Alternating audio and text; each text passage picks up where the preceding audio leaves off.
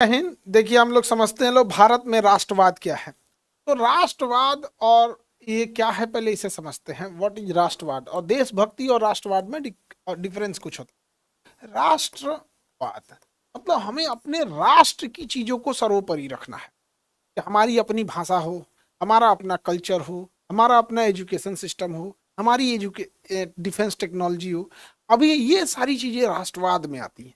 अब जैसे देखिएगा कि राष्ट्रवाद में हमारे यहाँ का आयुर्वेदिक विज्ञान वो उतना आगे नहीं जा पाया, लेकिन राष्ट्रवाद अगर रहता तो हम लोग उस पर रिसर्च किए रहते। तो हमारी हर चीजें जो होती है राष्ट्रवाद मतलब हमारी देश से जुड़ी पुरानी चीजें, पुराना आर्किटेक्चर, पुरानी बिल्डिंग बनाने की तरीका, पुरानी मंदिरें बनाने की तरीका, पुराने नहरों को बनाने का तरीका, पुराने राजाओं का किला का तरीका देखिए, हमारा अपना विज्ञान देखिए, सुश्रुत का अपना विज्ञान देखिए, अर्थशास्त्र देखिए जो चाणक्य ने लिखा। तो ये सारी चीजों को हम लोग राष्ट्रवाद कहते हैं। लेकिन जैसे हम लोग अंग्रेजों के गुलाम बने, इस राष्ट्रवाद को अंग्रेजों ने दबा दिया, इतना मारा पीटा कि हम लोग अपने में उलझ के रह गए। ठीक है। लेकिन हम लोग को अब आगे देखना है कि राष्ट्रवाद फिर आगे कैसे कैसे पनपा। तो ये राष्ट्रवाद जो दोबारा भारत में पनपता है वो फर्स्ट वर्ल्ड वार के बाद पहुंचता है, प्रथम विश्व युद्ध। प्रथम विश्व युद्ध के बाद ना, प्रथम विश्व युद्ध 1914 से चालू होता है और 1918 में खत्म हो जाता है। लेकिन इसको खत्म होने के लिए 1919 में वर्साई की संधि होती है। 1919 में वर्साई की संधि होती है और वो फाइनली खत्म हो जाता है। अब इस दौरान भारत में लगभग 20 से 22 लाख सैनिक मारे गए थे। जबरदस्ती गांव से उठा उठा के अंग्रेज फौज में भर्ती कराते थे और वो अपनी देश के लिए हमारे देश से सैनिकों को लेके चले जाते थे। भारत का आदमी कहा कि यार हम अंग्रेजों के लिए क्यों लड़ाई लड़ेंगे, ये हमारे धर्म नाश रहे हैं सब, हमारा कल्चर नाश रहे हैं सब, हमारे यहाँ से खनिज संसाधन ले जा रहे हैं, खेती की जितनी चीजें हैं उठा के लेके चले जाते थे सब, पैसे नहीं देते थे सब, कोयला सोना तांबा चांदी सब उठा के लेके चले जाते थे सब, पैसे देते नहीं थे सब। तो 19 फर्स्ट वर्ल्ड वार जब हुआ ना तो अंग्रेज पिटाया सब, पूरी दुनिया में पिटाया सब अंग्रेज सब।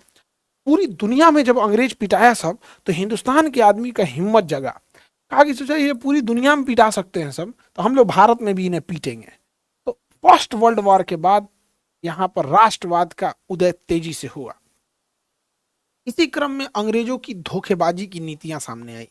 अंग्रेजों ने इतना धोखा दिया भारत को जो हमें मजबूर कर दिया हथियार उठाने के लिए। देखिए, फर्स्ट वर्ल्ड वार जब चल रहा था तो ये टाइम चल रहा था 1914 से 1918 का। इस दौरान अंग्रेजों ने भारतीयों को कहा कि तुम हमारी ओर से ब्रिटेन में आके लड़ाई लड़ो, हमारी ओर से ब्रिटेन में आके लड़ाई लड़ो, हम तुम्हारे बारे में अच्छा सोचेंगे वर्ल्ड वार जब खत्म हो जाएगा तब। इवन गांधी जी ने भी बहुत समझाया यहाँ के लोगों को कि अंग्रेजों का कहना है कि उनका साथ दो, ये वर्ल्ड वार खत्म हो जाएगा तो भारत के लिए अच्छा सोचेंगे। तो गांधी जी को सार्जेंट की उपाधि दी गई। गांधी जी को कौन सी उपाधि दी गई? सार्जेंट की सार्जेंट की उपाधि। सार्जेंट का अर्थ होता है कि फौज में भर्ती कराने वाला। तो गांधी जी बड़ी संख्या में भारतीयों को भर्ती कराए थे। और मुसलमानों से कहा, अंग्रेजों ने डबल धोखा दिया एक साथ। मुसलमानों से कहा कि देखो, यहां पर मुसलमानों के धर्मगुरु बैठते थे, नाम था खलीफा। अंग्रेजों ने खलीफा का पद ही समाप्त कर दिया। इसलिए आज देखिएगा मुसलमानों का कोई वर्ल्ड वाइड कोई लीडर ही नहीं है, वर्ल्ड वाइड कोई लीडर नहीं है मुसलमानों का। तो मुसलमानों से कहा कि मुसलमान, अगर तुम मेरा फर्स्ट वर्ल्ड वार में साथ दोगे तो हम इस तुर्की की हिफाजत करेंगे, इस तुर्की के खलीफा की हिफाजत करेंगे, तुर्की के साथ कोई गलत व्यवहार नहीं होगा। मुसलमानों ने भी कहा कि ठीक है चलो अंग्रेजों की फौज में भर्ती हो जाते हैं। भारतीयों ने भी बड़ी संख्या में अंग्रेजों के साथ भर्ती हो गए। लेकिन जैसे ही फर्स्ट वर्ल्ड वार खत्म हुआ, अंग्रेजों ने दगाबाजी करना चालू किया। गद्दारी की सारी सीमाएं अंग्रेजों ने पार कर दिया। फर्स्ट वर्ल्ड वार जब खत्म होता है तो अंग्रेजों ने फर्स्ट वर्ल्ड वार खत्म होते ही खुद ही तुर्की को आके लूट लिए सब। खुद अंग्रेज तुर्की को लूट लिए सब। कैसे लूटे सब? आधा टर्की फ्रांस लेके चला गया, आया ब्रिटेन कहता है कि आधा टर्की हम लेके चले जाएंगे, इटली कहता है कि थोड़ा सा टर्की हम लेके चले जाएंगे, और यहाँ के जो खलीफा थे उनके पद को समाप्त कर दिया। मुसलमान भड़क गए सब कि हमारे साथ गद्दारी किया है तुमने, हमारे खलीफा के पद को समाप्त कर दिया। तुर्की का विभाजन तुमने कहा था कि तुर्की को दुश्मनों से बचाएंगे, तुमने खुद ही उसका विभाजन कर दिया, कहा था इतना तुर्की हम ले जाएंगे, यहाँ से धन दौलत सोना चांदी ले जाएंगे, यहाँ पुरुषों को मार के गुलाम बना देंगे, महिलाओं के साथ अभद्रता करेंगे, उनके साथ शारीरिक शोषण कर देंगे, बहुत सारे बच्चों और महिलाओं के साथ अत्याचार कर देंगे। यहाँ पे मुसलमान अंग्रेजों के पूरे खिलाफ हो गए और 1919 में पूरे मुसलमानों ने अंग्रेजों के खिलाफ एक आंदोलन चालू कर दिए जिसे कहते हैं खिलाफत आंदोलन। कौन सा आंदोलन? खिलाफत आंदोलन। खिलाफत आंदोलन मुसलमानों ने क्या चालू कर दिया? खिलाफत आंदोलन। पूरे हिंदुस्तान के मुसलमान कहें कि अंग्रेज तुम धोखेबाज हो, तुम गलत काम कर रहे हो। अंग्रेजों को इसके दबाव में आ गए सब, अंग्रेज दबाव में आ गया सब, भाई ये तो पूरे एक हो गए सब। और महात्मा गांधी ने क्या किया? महात्मा गांधी ने खिलाफत आंदोलन की अध्यक्षता कर दिया। तो बताइए बाबू, खिलाफत आंदोलन तुर्की के विभाजन के खिलाफ चालू किया गया था और इस तुर्की के आंदोलन के खिलाफ जो चालू हुआ था इसकी अध्यक्षता किसने किया था? महात्मा गांधी ने कर दिया। अंग्रेज केवल यही नहीं रुके, अंग्रेजों ने तो 1919 में तुर्की का विभाजन किया ही। 1919 में किसका विभाजन कर दिया? तुर्की का विभाजन कर दिया, इसको टुकड़ों टुकड़ों में काट दिया, विभाजन कर दिया। और इसी के खिलाफ कौन सा आंदोलन चालू किया गया था? खिलाफत आंदोलन। खिलाफत आंदोलन कौन सा आंदोलन था? खिलाफत आंदोलन। खिलाफत आंदोलन किसका था? मुस्लिमों का था। हालांकि इसका लीडर कौन बन गया? गांधी जी बन गए, गांधी जी ने नेतृत्व कर दिया। लेकिन इस आंदोलन को चालू किया था मोहम्मद अली और शौकत अली। किसने चालू किया? मोहम्मद अली प्लस शौकत अली। शौकत अली, देखना मैं कभी कभी मात्रा हम गलती लिख देते हैं, शौकत अली और मोहम्मद अली। तो आपसे अब सवाल बनता है, ध्यान से समझिएगा, कितने लोग सवाल बता सकते हैं देखते हैं। तुर्की का विभाजन कब हुआ? 1919। ध्यान से मेरे साथ बोलते चलिएगा, तुर्की का विभाजन कब हुआ? हाँ 1919 में हुआ। इसके खिलाफ कौन सा आंदोलन चालू हुआ? खिलाफत आंदोलन। खिलाफत आंदोलन, खिलाफत आंदोलन किसका था? तो मुसलमानों का था। खिलाफत आंदोलन मुसलमानों का था। किसके खिलाफ यह आंदोलन था? तो अंग्रेजों के खिलाफ था। अंग्रेजों ने क्या किया था? तो तुर्की का विभाजन कर दिया था। खिलाफत आंदोलन स्टार्ट किसने किया? मोहम्मद अली और शौकत अली। मोहम्मद अली और शौकत अली, मोहम्मद अली और शौकत अली, मोहम्मद अली और शौकत अली। लेकिन क्योंकि महात्मा गांधी एक बड़े और निष्पक्ष नेता थे तो महात्मा गांधी को कहा गया आप ही इसके कप्तान बनिए, लीडर बनिए, अध्यक्षता कीजिए। अंग्रेजों को मजबूर होकर तुर्की के विभाजन को रद्द करना पड़ा और वापस तुर्की के लोगों को दिया गया, वापस तुर्की लौटाया गया। और अंग्रेजों ने एक चाल चला, कहा कि मुसलमानों का जो खलीफा का पद है, खलीफा के पद को ही समाप्त किया जाए। तो अंग्रेजों ने तुर्की का जो राष्ट्रपति जिसे खलीफा कहा जाता था उसी को धमकाया, लालच भी दिया और धमकाया भी, और उसी के हाथों यह कहवा दिया कि आज से खलीफा का पद समाप्त, अब यहाँ प्रधानमंत्री रहेगा।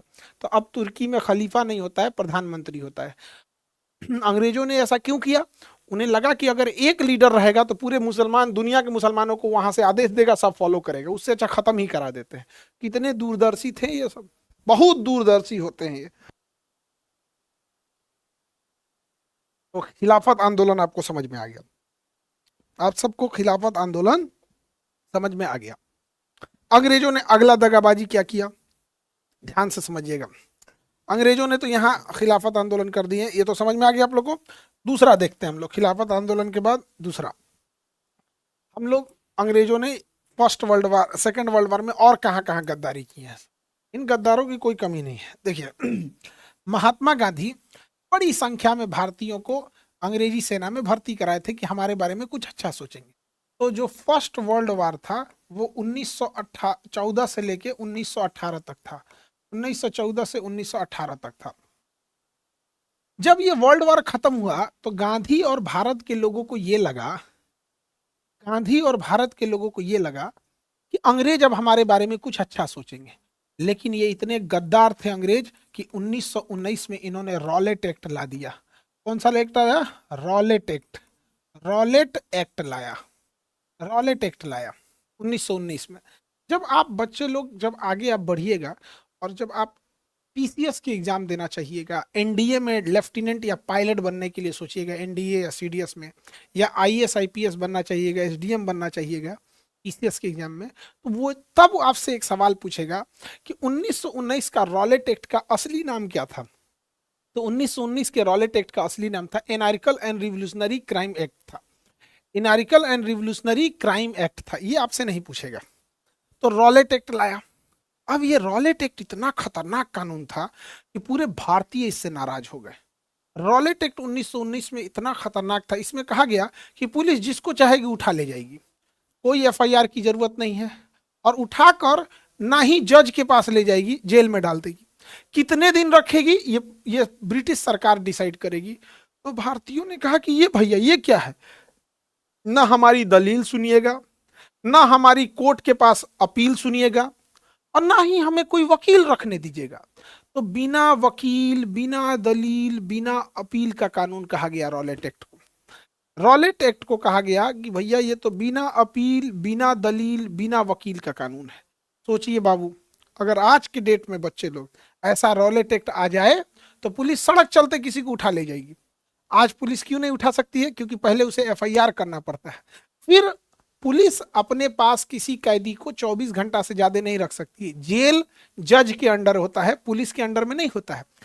पुलिस चाह के भी किसी को जेल के अंदर नहीं ले जा सकती है। पुलिस केवल अपने पुलिस स्टेशन में 24 आवर्स, केवल एक दिन बैठा सकती है आपको। जज जो जेल होता है वो पुलिस के अंडर में नहीं होता है, जेल जो होता है वो जज के अंडर में होता है। आज के टाइम पे अगर पुलिस आपको एफआईआर गिरफ्तार करेगी तो केवल एक दिन अपने यहाँ रख सकती है। उसके बाद अगर रखना है तो फिर आपको गाड़ी में बैठाएगी, जज के पास ले जाएगी, और जज को बताएगी कि इसने क्या क्राइम किया है। देन जज डिसाइड करेगा कि आपको जेल देना है या बेल देना है। अगर जेल डालेगा तो जेल में जाएंगे, और बेल दे देगा तो आप घर जाइएगा, और पुलिस को कह देगा कि और सबूत लाओ, अगर अच्छा सबूत मिल गया तो हम इसे जेल कर देंगे। तो अभी पुलिस डरती है कि वो किसी को जेल में नहीं रख सकती है, क्योंकि जेल में रखने का हक केवल जज को है। लेकिन रॉलेट एक्ट ने जेल में रखने का हक पुलिस को दे दिया, और वो भी जितना मन चाहे वहां पे भी, और कहा कि कोर्ट लाने की जरूरत ही नहीं है, और ना ही वकील रखने की जरूरत है, और ना ही उस इंसान को पूछने की जरूरत है, मारो ससुरों को जितना मार सकते हो। भाई साहब, भारत के लोगों ने कहा कि मेरा देश अगर रहता, मेरे देश में यदि राष्ट्रवाद रहता, मेरे देश का अगर कानून रहता, तो कभी भी ऐसा नहीं हो सकता था, कभी ऐसा नहीं होने दिया जाता। तो यहीं से राष्ट्रवाद की जन्म हुई। इसके खिलाफ लोगों ने आवाज उठाया, रॉलेट एक्ट के खिलाफ। तो आप लोग रॉलेट एक्ट समझ में आ गया कि नहीं आया? इसको लाने वाले जज का नाम था सिडनी रॉलेट, 1919 में लाया था। Anarchical and revolutionary crime act इसका असली नाम था। तो हम आपसे सवाल पूछते हैं, रॉलेट एक्ट कब आया? 1919 में। बिना अपील, बिना दलील, बिना वकील कानून कहा गया। इसे काला कानून भी कहा गया। क्या कहा गया? काला कानून कहा गया। काला कानून हिंदुस्तान में काला शब्द खराब के लिए होता है। जैसे काला कानून होगा, काला जादू हो जाएगा। यार नीला जादू भी तो हो सकता था, खाली काले जादू बोलता है। कहता बुरी नजर वाले तेरा मुंह काला। यार हम लोग का पहले से मुंह काला है, तो क्या हम लोग की नजर बुरी है? पर काला चीज को बहुत खराब माना जाता है भारत में, और भारत में जो गोरा है उसी को सुंदर माना जाता है। एक्चुअल में देखिएगा, भारत के लोग सुंदरता नहीं देखते हैं, भारत के लोग गोरापन देखते हैं। सुंदरता का अर्थ होता है नाक की बनावट कैसी है, कान की बनावट कैसी है, बनावट होती है सुंदरता की। लेकिन भारत में लड़कियों से इसका दुख पूछो, लड़कियों को इसका दुख समझ में आता होगा कि बनावट चेहरे की कितनी भी अच्छी क्यों ना हो, भारत का आदमी कहता है कि हमें सुंदरता चाहिए, बट एक्चुअल में उसे गोरा रंग चाहिए। ये भारत की लोगों की टेंडेंसी होती है, समझ में आया? तो अंग्रेज भारतीयों ने इसे क्या कहा? काला कानून कहा। भारतीयों ने इसे काला कानून कहा था, रॉलेट एक्ट। लेकिन रॉलेट एक्ट के खिलाफ, रॉलेट एक्ट के खिलाफ doctor Satyapal, doctor Satyapal, Satyapal, doctor Satyapal और एक और डॉक्टर सैफुद्दीन, सैफुद्दीन, डॉक्टर सत्यपाल और डॉक्टर सैफुद्दीन किचलू, किचलू, डॉक्टर सत्यपाल और डॉक्टर सैफुद्दीन किचलू इसके खिलाफ आंदोलन कर दिए। रॉलेट एक्ट के खिलाफ आंदोलन कर दिए। रॉलेट एक्ट के खिलाफ क्या किए? इन लोगों ने कहा कि भाई गलत कानून है, ये है वो है। तो आपको बताइए, दोबारा हम आपसे पूछते हैं, 1919 में रॉलेट एक्ट कब आता है? रॉलेट एक्ट आता है 1919, 1919। रॉलेट एक्ट को क्या कहा गया? कहा गया भैया ये बिना वकील, इसमें कोई वकील की जरूरत नहीं है, बिना वकील, बिना दलील, बिना वकील, बिना दलील, दलील मतलब आपका बातें नहीं सुनेगा, दलील का मतलब आपका बात नहीं सुनेगा। अब वकील आपके बदले बोलता है तो ना आपका दलील सुनेगा ना आपके बदले बोलने वाला वकील का बात सुनेगा, यानी आप में किसी का बात नहीं सुनेगा। अब बिना अपील, बिना अपील, अपील मतलब जज की बात, अपील मतलब जज की बात, तब जज की बात सुनेगा, दलील मतलब आपकी बात, ना आपकी बात सुनेगा ना वकील का बात सुनेगा। तो भारतीयों ने इसे क्या कहा, काला कानून कहा, काला कानून, काला कानून कहा, काला कानून, काला कानून कहा। ये किसी को भी गिरफ्तार कर सकता था। इस काले कानून में पुलिस को इतना पावर दे दिया गया किसी को गिरफ्तार कर लेगी। तो पुलिस आई और दो लोगों को गिरफ्तार की। पहला डॉक्टर सत्यपाल, डॉक्टर सत्यपाल बहुत बड़े नेता थे पंजाब के, और दूसरा doctor Saifuddin Kitchlew, doctor Saifuddin Kitchlew, Kitchlew, doctor Saifuddin Kitchlew. इन दो लोगों को पुलिस गिरफ्तार कर ले गई, इन दोनों लोगों को पुलिस गिरफ्तार कर ले गई। और ये दोनों लोग बहुत अच्छे थे, इन दोनों लोग बहुत अच्छे थे और बहुत समाज की भलाई करते थे, अंग्रेजों के खिलाफ बोलते तो अंग्रेजी से उठा ले गए। और इन दोनों को उठा के ले गए अंग्रेज, किसके तहत, रॉलेट एक्ट के तहत। किसके तहत ले गए सब, रॉलेट एक्ट के तहत। अब आप बताइए, रॉलेट एक्ट के तहत इन दोनों को जब गिरफ्तार कर लिया गया तो इन्होंने पूछा कहाँ रखे हो, कहा कि रॉलेट एक्ट में बताना ही नहीं है। कब तक छोड़ोगे, तो रॉलेट एक्ट में तो बताना ही नहीं है। क्राइम क्या किए थे, तो रॉलेट एक्ट में तो बताना ही नहीं है। तो जमानत के लिए हम जज के पास जाएंगे, आप जा ही नहीं सकते हैं कि रॉलेट एक्ट में तो ऐसा है ही नहीं है। तब लोग इसके खिलाफ एक बड़े से मैदान में, अमृतसर में एक बहुत बड़ा मैदान था जिसमें एक ही रास्ता था जाने का, एंट्रेंस का एक ही रास्ता था। इसी में सब लोग इकट्ठा हो गए और कहने लगे कि अंग्रेज सबका कानून ये बहुत गलत है। और ये सब लोग, उस दिन लोहरी त्योहार था, 13 अप्रैल 1919 का समय था, 13 अप्रैल 1919 में इस मैदान में सब लोग इकट्ठा हुए। यह जो मैदान है, इसी मैदान का नाम है जलियांवाला बाग, जलियांवाला बाग। इस मैदान का नाम क्या है, जलियांवाला बाग। इस मैदान का नाम था जलियांवाला बाग। अब इस जलियांवाला बाग में लोग इकट्ठा हुए थे, लोग इकट्ठा हुए थे। और जलियांवाला बाग में जब लोग इकट्ठा हुए बाबू 13 अप्रैल 1919 को, तो ये चर्चा कर रहे थे कि कैसे अंग्रेजों ने निर्मम तरीके से दो पढ़े लिखे लोगों को, डॉक्टर सत्यपाल और डॉक्टर सैफुद्दीन किचलू को कैसे गिरफ्तार कर लिया।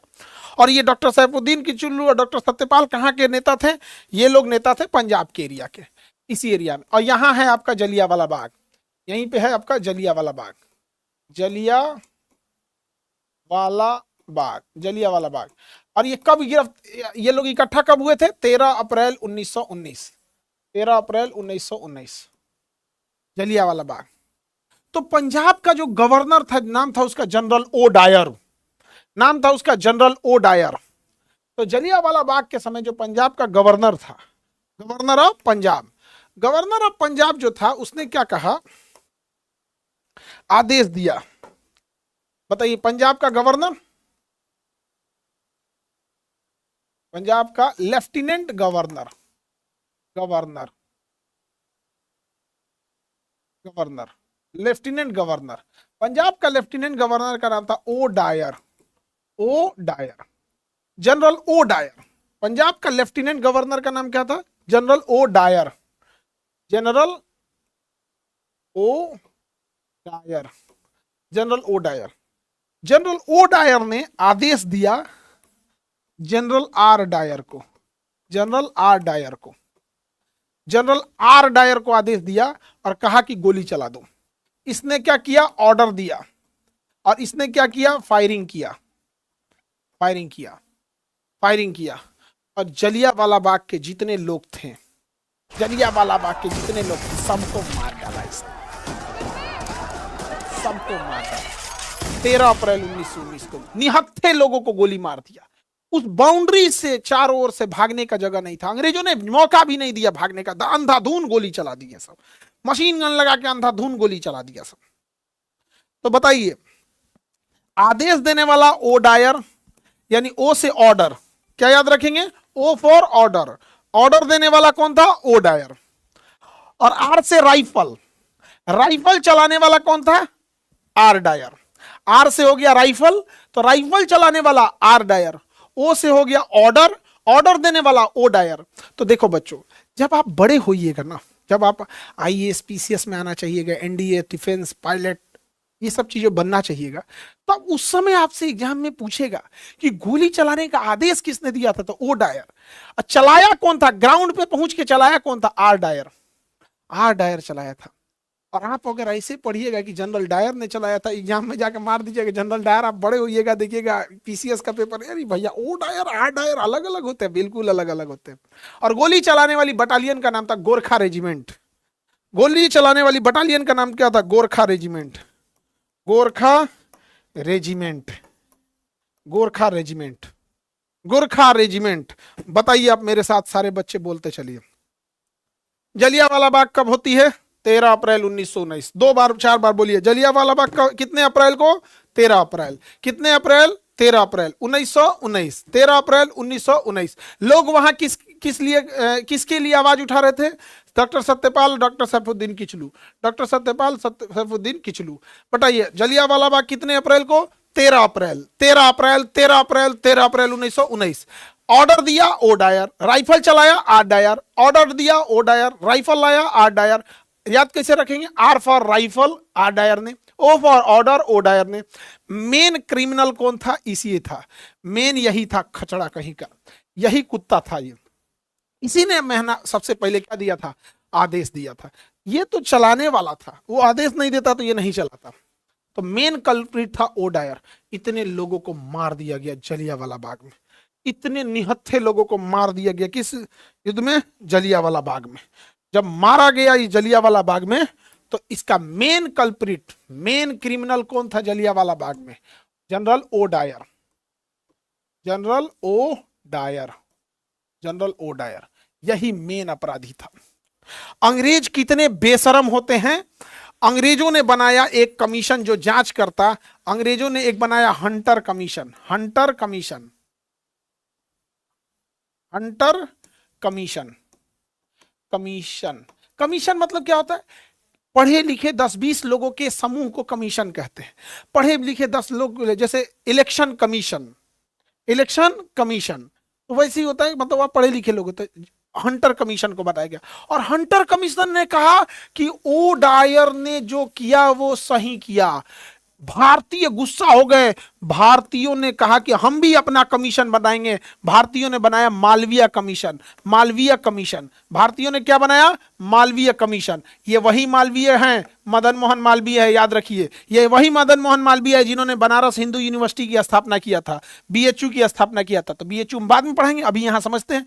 मालवीय कमीशन, मालवीय कमीशन ने कहा कि डायर बिल्कुल गलत किया था, डायर बिल्कुल गलत किया था। सोचिए कितने बेशरम अंग्रेज हैं कि जनरल ओ डायर को इन्होंने सही बता दिया। हंटर कमीशन जो अंग्रेजों ने बनाया था, हंटर कमीशन ने कहा कि जनरल ओ डायर ने बिल्कुल सही काम किया है। कितने बेशरम होते हैं ये कि जनरल ओ डायर को सही घोषित कर दिया, और भारतीयों ने बनाया मालवीय कमीशन तो ओ डायर को गलत बताया। यही वजह है कि हमारा राष्ट्रवाद, हमारा मेक इन इंडिया, हमारा राष्ट्र प्रेम जरूर होना चाहिए, ताकि हम लोग गलत को गलत कह सके। अंग्रेजों ने जनरल डायर को इनाम दिया, अंग्रेजों ने जनरल डायर को क्या दिया, इनाम दिया। क्या दिया, इनाम दिया। इससे भारतीयों का पूरा कलेजा फट गया कि तुम इस जनरल डायर को अवार्ड दे रहे हो, इस जनरल डायर को तुम अवार्ड दे रहे हो जिसने भारतीयों का सीना छलनी किया। इस बात का गुस्सा लगा उधम सिंह को, इस बात का गुस्सा लगा किसे, उधम सिंह को। किसे गुस्सा लगा, उधम सिंह को। उधम सिंह ने कहा कि मैं जनरल डायर से बदला लूंगा, मैं जनरल डायर से बदला लूंगा। 1919 की इस घटना के बाद जनरल डायर को लंदन बुला लिया गया। तो उधम सिंह कहे कि अब मैं कैसे बदला लूंगा, भैया ये तो लंदन चला गया। तो उधम सिंह उस समय छोटे थे, 20-22 साल के, मतलब 7-8 साल के, कम एज के थे वो। तो ये लंदन चला गया। तो उधम सिंह 1940 में लंदन गए। 1940 में कहा गए, लंदन गए। 1940 में उधम सिंह कहां गए, लंदन गए। अब भैया ये तो हो गया बवाल। 1940 में उधम सिंह कहां जाते हैं, लंदन जाते हैं। अब देखिए यहां लंदन आते हैं, उधम सिंह आ गए लंदन में। अब यहां देखिए बाबू, सब लोग ध्यान से समझिए। जनरल डायर के खिलाफ लोगों का गुस्सा था 1919 में, जो इसने जलियांवाला बाग घटना किया था 13 अप्रैल 1919 को। कितना अप्रैल? 13 अप्रैल 1919 को अंग्रेजों ने यहाँ पे जलियांवाला बाग हत्याकांड किया। पंजाब में इस जलियांवाला बाग के हत्याकांड का रचयिता कौन था? General O Dyer. जनरल ओ डायर को अंग्रेजों ने यहाँ से हटा के कहाँ भेज दिया? लंदन भेज दिया। लंदन भेज दिया। लेकिन भारत का एक सपूत, नाम था उनका उधम सिंह। क्या नाम था बाबू? उधम सिंह। उन्होंने कसम खाया था कि मैं इसका बदला लूंगा, और इसका बदला लेने के लिए 1940 में वो गए। कितने सालों के बाद? 21 साल के बाद उन्होंने बदला लिया। कितने साल के बाद बाबू बदला लिए? 21 साल के बाद बदला लिए, और वो चले गए लंदन। और लंदन में गए तो 21 साल के बाद जनरल ओ डायर बूढ़ा हो चुका था। जनरल ओ डायर बूढ़ा हो चुका था। कोई भी इंसान 21 साल के बाद उसका एज बदल जाता है। जब जनरल डायर आया था तो उस समय वो 45 साल का था, तो 21 साल के बाद तो 65 साल का हो जाएगा वो। तो जनरल ओ डायर यहां लंदन में था। कहां था? लंदन में था। और जनरल ओ डायर यहां से भागा था 13 अप्रैल को। यहां पे लंदन में उसे अवार्ड और बंगले मिले गए थे। जनरल उधम सिंह जब वहां पे गए लंदन में, तो लंदन में उन्होंने पूछा कि जनरल ओ डायर किधर मिलेगा? ओ डायर किधर मिलेगा? तो गए देखने, तो उसका बेल बजाए घर में, तो पूछा गया ओ डायर। उधम सिंह ने पूछा कि ओ डायर, जनरल डायर कहां मिलेगा? कहे कि वो तो पार्टी में गए हैं। जनरल डायर पार्टी में गए हैं? कहा कि पार्टी में गए। कहां पे गए हैं पार्टी में? उनके घर में किसी ने बताया कि इस जगह पार्टी चल रही है, वहीं गए हैं।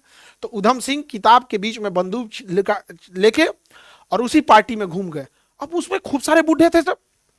उधम सिंह ने कहा कि भाई मैं किसको मारूं, मैं तो पता ही नहीं है। उस समय ना गूगल था, ना कोई फोटो खींचने की व्यवस्था थी, और किसी का फोटो अगर आपके पास रहेगा भी तो 1919 के 21 साल के बाद 1940 में उसकी पूरी फोटो बदल जाएगी। तो कंफ्यूज हो गए। तो वहां पे आए मेहमानों से उधम सिंह पूछते थे जनरल डायर, जनरल डायर। तो वहां के लोग पूछते थे yes the great general Dyer. तो उधम सिंह ने किया हाँ हाँ बता बता वो ग्रेट जनरल डायर किधर है बता। तो लोगों ने कहा वही नाच रहा है। तो अंग्रेज सब देखते ना, कोई से वायलिन इस टाइप का कुछ ले लेता है, ऐसा अंग्रेज सबको देखेगा इस तरह ले लेगा, इस तरह ऐसे करते रहता है, ऐसे को लकड़ी ले लेगा, ऐसे करते रहता है। तो जनरल डायरवा वैसे ही नाच रहा था वहां पे। तो उधम सिंह पूछे ए भाई यू आर जनरल डायर? का yes I am general Dyer. का you are that man who order firing in Jallianwala Bagh in Amritsar? का यस आई एम। तो भगत सिंह उधम सिंह ने कहा यस आप ही को खोज रहे थे, ले आ बंदूक, धन धन धन मार दिए। उधम सिंह ने कहा कि तुम्हारे घर में घुस के मारेंगे, तुम्हारे घर में घुस के मारेंगे। और उधम सिंह ने मारा, एकदम वहीं मर गया जनरल डायर, वहीं मर गया जनरल डायर। जनरल डायर जब मर गया तो पुलिस ने पकड़ लिया उधम सिंह को। उधम सिंह को ले जाया गया कोर्ट में। कोर्ट ने उन्हें फांसी की सजा दिया। कोर्ट ने पूछा कि नाम क्या है तुम्हारा, नाम क्या है तुम्हारा? तो उधम सिंह ने कहा मैं एक हिंदुस्तानी हूं। तो कहा कि बताओ नाम क्या है तुम्हारा? तो उन्होंने कहा मैं एक हिंदुस्तानी हूं। जज ने बार बार पूछा कि नाम बताओ। तो उधम सिंह ने कहा कि मेरा नाम है राम मोहम्मद सिंह आजाद। क्या नाम बताया? राम मोहम्मद सिंह आजाद। राम मोहम्मद सिंह आजाद। कहा कि हिंदुस्तान का बच्चा बच्चा कोई जात धर्म को नहीं मानता है। जब देश की बात आएगी, जब राष्ट्रवाद की बात आएगी, हम अपनी जाति धर्म ऊंच नीच, किस राज्य में जन्म लिए, किस कुल में जन्म लिए, किस जात में जन्म लिए, किस धर्म में जन्म लिए, सारी रिश्ते तोड़ के हम सब भारतीय बन जाएंगे। यही है राष्ट्रवाद, यही होता है राष्ट्रवाद। जब राष्ट्र की बात आएगी तो हम कुछ नहीं देखेंगे। आज भी भारत के लोगों को राष्ट्रवाद आता है, लेकिन केवल वह राष्ट्रवाद 26 जनवरी और 15 अगस्त को आता है। या 365 दिन का राष्ट्रवाद यदि रहे तो भारत को आगे बढ़ने से कोई नहीं रोक सकता है। उधम सिंह ने यह दिखा दिया था कि कैसे धूल चटाया जा सकता है। वह छोटा सा लड़का अमृतसर से गलियों से निकलते हुए लंदन में उसके घर में घुस के मारा था। यह होता है शेर, यह होता है शेर। तुम्हारे घर में घुस के पूछ के मारेंगे तुमको, ले उधम सिंह यहां पर। यह था राष्ट्रवाद। समझ में आ गया आप लोग को? तो 3 घटनाएं एक साथ होती है। रॉलेट एक्ट आता है। रॉलेट एक्ट जैसे आता है बाबू, देखना ध्यान से, रॉलेट एक्ट आता है तो यह काला कानून है। इसी के तहत डॉक्टर सत्यपाल और डॉक्टर सैफुद्दीन किचलू को गिरफ्तार किया जाता है। इनकी गिरफ्तारी में लोग जलियांवाला बाग में इकट्ठा होते हैं। 13 अप्रैल 1919 को जलियांवाला बाग की घटना होती है। General O Dyer O for order देता है। जनरल आर डायर राइफल से गोली चला देता है, गोरखा रेजिमेंट को लेकर गोली चला देता है। इस गोली चलाने वाली घटना की जांच होती है। इस गोली चलाने वाली घटना की जांच करने के लिए अंग्रेजों ने बनाया हंटर कमीशन, जिसने डायर को सही बताया। भारतीयों ने बताया मालवीय कमीशन, जिसने डायर को गलत बताया। बावजूद इसके अंग्रेजों ने डायर को भारत से इंग्लैंड बुलाया, लेकिन भारतीयों को कहा कि हम इंग्लैंड सस्पेंड कर रहे हैं, लेकिन वहां जाने के बाद उसे अवार्ड दिया गया, 1919 में अवार्ड दिया। लेकिन उधम सिंह ने उसे 1940 में लंदन में जाके गोली मार दिया। उधम सिंह ने अपना नाम क्या बताया था, बताइए आप लोग, जल्दी जल्दी बताइए आप लोगों ने, उधम सिंह ने क्या नाम बताया था? राम मोहम्मद सिंह आजाद। ऑर्डर देने वाला ओ डायर, राइफल चलाने वाला आर डायर, राइफल चलाने वाला R Dyer, on the spot गोली चलाया था आर डायर, ऑफिस से ऑर्डर दिया था ओ डायर, मेन कल्प्रिट था ओ डायर। कौन सा रेजिमेंट? गुरखा रेजिमेंट। जलियांवाला बाग पंजाब के किस शहर में? अमृतसर में। पंजाब के किस शहर में? अमृतसर में है, पंजाब के अमृतसर में। जलियांवाला बाग की घटना कितने अप्रैल को? 13 अप्रैल 1919। 13 अप्रैल 1919। अंग्रेजों ने सारी हदें पार कर दी, अंग्रेजों ने सारी हदें पार कर दी। 1919 में सेम समय था जब उसने मुसलमानों को धोखा दिया तुर्की के विभाजन के नाम पर। आप याद कीजिए इन अंग्रेजों को, मुसलमानों को धोखा देते हैं, उसी 1919 में मुसलमानों को धोखा देते हैं, कहते हैं कि तुर्की का विभाजन नहीं करेंगे, लेकिन तुर्की का विभाजन कर देते हैं। भारतीयों को कहा था कि तुम भारतीय यदि प्रथम फर्स्ट वर्ल्ड वॉर में हमारा साथ दोगे तो तुम्हारे लिए हम अच्छा सोचेंगे। अंग्रेजों ने कुछ अच्छा नहीं सोचा। फर्स्ट वर्ल्ड वॉर खत्म होने के बाद हमारे सीने पे दिया अंग्रेजों ने तो जलियांवाला बाग की उन गोलियों की निशान, जिसे भारत आज 100 साल होने के बाद भी नहीं भूल सका है। इन अंग्रेजों को आज भी अंग्रेज हमारे पास देखिए डिजिटली भारत में आ गए हैं। जरूरत है एक दूसरे राष्ट्रवाद की। अब हमें अपना गूगल बनाना पड़ेगा, हमें अपना फेसबुक बनाना पड़ेगा, हमें अपने इंटरनेट सिस्टम पर काम करना पड़ेगा। लेकिन दुर्भाग्य हमारे देश के बड़े उद्योगपति कोई काम नहीं करते हैं, ये रिसर्च नहीं करते हैं। अमेरिका के अमीर रिसर्च करते हैं, वो सच में राष्ट्रवादी हैं। हमारे यहाँ के अमीर ठेकेदार हैं। आप देखिएगा भारत के टॉप 5 अमीरों में वो क्या बनाते हैं आपको पता ही नहीं है। लेकिन वहां देखिए बिल गेट्स माइक्रोसॉफ्ट बनाया, हमारे यहाँ नहीं बनाया। Elon Musk Tesla space x बनाया। जेफ बेजोस अमेजॉन बनाया, हमारे यहाँ नहीं बनाया। वहां पे देखिए mark Zuckerberg Facebook, WhatsApp, Instagram बनाया, हम लोगों ने नहीं किया। अब जरूरत है हमें दोबारा राष्ट्रवाद की। आप लोगों को राष्ट्रवाद समझ में आ रहा है कि नहीं? राष्ट्र से प्रेम राष्ट्रवाद होता है। क्या समझना है राष्ट्रवाद? तो राष्ट्र पे हुए अत्याचारों से यदि आपका भी दिल दुखता है, यदि राष्ट्र पे हुए अत्याचारों से आपकी भी आंखें भावुक होती हैं, तो आपके अंदर भी राष्ट्रवाद है। इसी को कहते हैं राष्ट्रवाद। राष्ट्र ही हमारा परिवार है, यही है राष्ट्रवाद। और यह राष्ट्रवाद फर्स्ट वर्ल्ड वॉर के बाद हम लोग में कूट कूट के भर गया। जब फर्स्ट वर्ल्ड वॉर के बाद हमने अंग्रेजों का प्रथम विश्व युद्ध में अपनी गोलियों से सीना खाया। हमने अंग्रेजों को 20 लाख सैनिक दिए भारत से, सारे के सारे शहीद हो गए। लेकिन अंग्रेजों ने गद्दारी के बाद हमें आजादी देने के बदला हमसे झूठ बोला था। अंग्रेजों ने फर्स्ट वर्ल्ड वॉर के बाद हमें क्या दिया? तो तुर्की का विभाजन कर दिया और इधर जलियांवाला बाग दिया। इसलिए हमने कसम खा लिया था कि अब हम अंग्रेजों का साथ नहीं देंगे। यही वजह है कि जब सेकेंड वर्ल्ड वॉर चालू हुआ तो हम भारतीयों ने अंग्रेजों का साथ नहीं दिया, बल्कि अंग्रेजों के छाती पर चढ़ के मारे थे। नाम था उसका भारत छोड़ो आंदोलन। आप सब लोग को वर्ल्ड वॉर समझ में आ रहा है, राष्ट्रवाद समझ में आ रहा है। 1919 में 2 घटनाएं थी, फटाफट बताएंगे। 1919 की दोनों घटनाओं को फटाफट बताएंगे आप लोग। 1919 की दोनों घटनाओं को बताएंगे। 1919 में 3 घटनाएं होती हैं। पहला, फर्स्ट वर्ल्ड वॉर खत्म होता है। फर्स्ट वर्ल्ड वॉर खत्म होता है वर्साई की संधि से। वर्साई की संधि। संधि मतलब समझौता। संधि मतलब समझौता कि अब हम लोग लड़ाई नहीं करेंगे, ये शर्तें हैं, उसे कहते हैं संधि। वर्साई की संधि से समाप्त हुआ। 1919 में अंग्रेजों ने तुर्की का विभाजन कर दिया।